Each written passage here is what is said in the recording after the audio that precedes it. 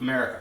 I made a few videos the last couple of days and put them out there trying to help people understand perspective with regards to the coronavirus, and I don't think I'm getting very far. And I talked to a good buddy last night, shout out John Boyle, and John was like, man, the problem is your videos are going up against the media, and they got, crazy things like scoreboards of death and props and all this other crazy stuff to get people's attention.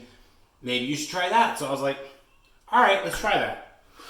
So I want to talk to you real quick about how we die in the United States. And this is going to be a little bit more dramatic to hopefully get your attention. Let's start with this number. Now, it's not an annual number, but it's a big number. So over the last few decades, 1.6 million Americans. You know what they've died from? This, sir, is an AR-15. It's a weapon of war. It's a gun. 1.6 million Americans over the last few decades have died from guns. All you have to do is hit fire. It's a real thing. People die from weapons. You know what? Most of these people are kids. You know what? You know how many people have died from the coronavirus that are kids? 1. Do the comparison, guys. We're not worried about this, but we're worried about this. See this one? 600,000. I'm going to set this on fire. You know why I'm going to set it on fire? Very simple reason. This is cancer. Cancer kills 600,000 people annually. Cancer is a genetic disorder for some, but for most it's lifestyle choices, like smoking. This one makes me sad. You know what this is? 50,000 Americans. Suicide. This one, I know people. This is not cool. This is not good. You know what's going to go up over the next several months and years for that matter? Suicides. You know why? Our response to the coronavirus. People without jobs, without money, without hope. Guess what they do? This. Before you do this, by the way, America, chat me, email me, send me a carrier pigeon. I don't give a shit. I will talk to you. This is not necessary. This one. Wow. You know what this is? You see this? You see this? You see this? This is the standard American diet, at least to diabetes and heart disease. 740,000. 740,000 people. Probably gonna be 5 times what the coronavirus kills this year. 5 times. 5 times. And we don't even talk about it. You see this right here? No, this is stroke and Alzheimer's. 265,000. You see this? Great book, by the way. We don't sleep enough, America. We're sick. Our immune systems are weak. We sleep better. We lower this number drastically. But we don't talk about it. You see this? You know what this is? You see these little things? These are called cars. You know what? 160,000 accidents. Annually die. Car wrecks. Falling off ladders. Living life. Drowning, boat wrecks, accidents, 160,000. But we don't shut down the highways, because if we shut down the highways, it would stop this. You see this? This is what really pisses me off. 215,000. That's respiratory illness, guys. That's pneumonia. That's the flu. That's the common cold. That's the coronavirus. 215,000 died last year. And you know what? This year, from respiratory diseases, I doubt it's going to go up very much. But we don't have death scoreboards on broken hips, on car wrecks, on heart attacks, on diabetes, even though they kill way many more Americans. And they kill our kids. Now, before you turn this off and get freaked out, come with me. Let's calm down.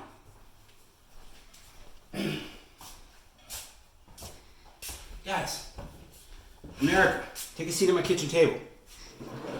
There's a tea for you, there's a tea for me. I'm not trying to scare you. I'm not trying to make you fearful.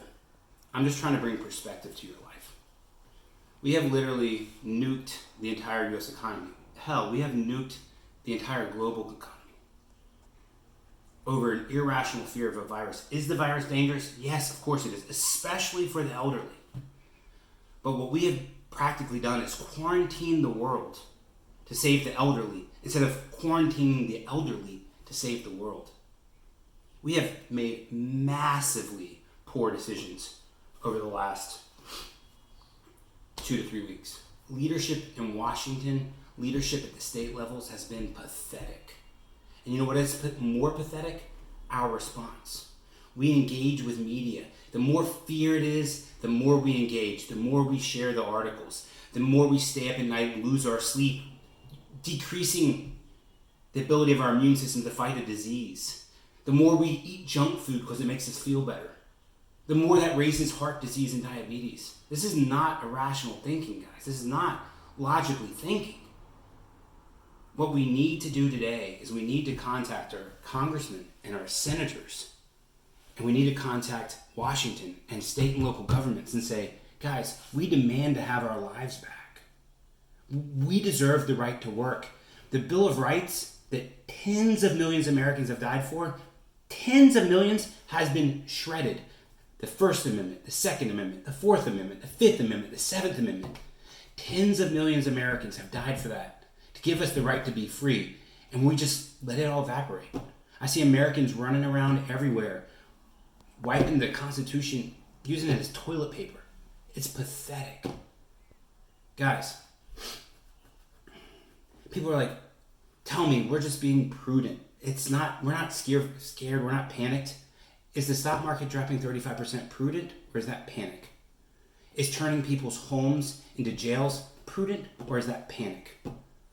Is putting $5 trillion in the federal deficit increasing the federal deficit 20 to 30% over the next 60 to 90 days, $5 trillion most likely. Is that prudent, or is that panic? Guys, we're not thinking. We're not thinking as Americans. And I need you guys to start thinking. That's the only way we're going to work ourselves out of this hole. We need to stop digging. Okay? So call up your senators, call up your congressmen. Tell them, I'm voting in November. I expect my life back now. And for all the politicians out there, and for those who get it, and those who don't, look it up. I got one last thing to say. Remember the 5th of November.